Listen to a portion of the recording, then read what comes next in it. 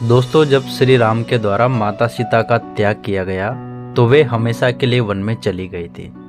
तब वाल्मीकि के आश्रम में उनको शरण मिली थी। माता सीता का असली परिचय केवल वाल्मीकि ही जानते थे तथा आश्रम में किसी को भी उनका ज्ञात नहीं था और इसलिए सभी उन्हें आश्रम में वन देवी के नाम से बुलाते थे। यहाँ तक कि माता सीता के दोनों पुत्र लव और कुश को भी अपनी माता का असली नाम पता नहीं था तथा ना ही ये पता था कि वो श्री राम के पुत्र है। किंतु एक समय ऐसा आया जब लव कुश को यह सब सत्य का ज्ञात हो गया। इस सत्य का ज्ञात उन्हें माता सीता और गुरु वाल्मीकि के द्वारा करवाया गया। तो दोस्तों, आइए जानते हैं इस घटना के बारे में। दोस्तों, श्री राम का अश्वमेघ घोड़ा चारों दिशाओं में विचरण करके वाल्मीकि के आश्रम में जाकर रुक गया। तो लवकुश के द्वारा उस घोड़े को पकड़कर श्री राम के साम्राज्य को चुनौती दी गई। इसके पश्चात उनका युद्ध शत्रुघ्न, लक्ष्मण, भरत, सुग्रीव तथा हनुमान जी के साथ हुआ तथा सभी से उन्होंने विजय प्राप्त की।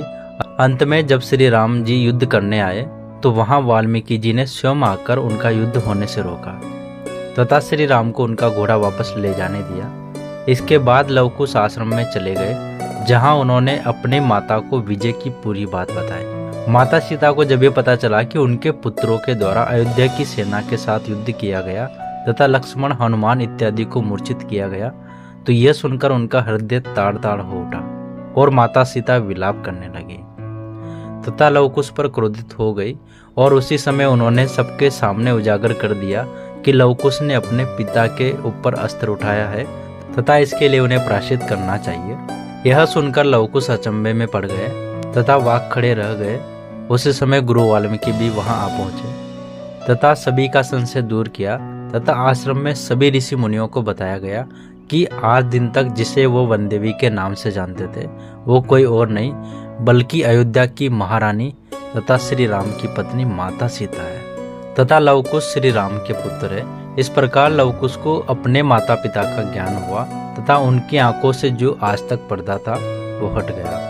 सत्य के उजागर होने के बाद गुरु वाल्मीकि ने दोनों को अयोध्या भेजा तथा संगीत के माध्यम से प्रजा को रामायण कथा तथा माता सीता के वनवास का जीवन बताने को कहा ताकि वह अयोध्या की प्रजा को उनकी गलती का एहसास करवा सके। अपने गुरु और माता की आज्ञा पाकर लवकुश अयोध्या गए तथा संगीत के माध्यम से संपूर्ण अयोध्या को राम कथा सुनी। दोस्तों, आशा करता हूँ कि रामायण की यह कहानी आपको जरूर पसंद आई होगी। तो मिलते हैं दोस्तों अगली वीडियो में। तब तक सब अपना ख्याल रखिएगा और कमेंट में जय श्री राम जरूर लिखिएगा। Thank you.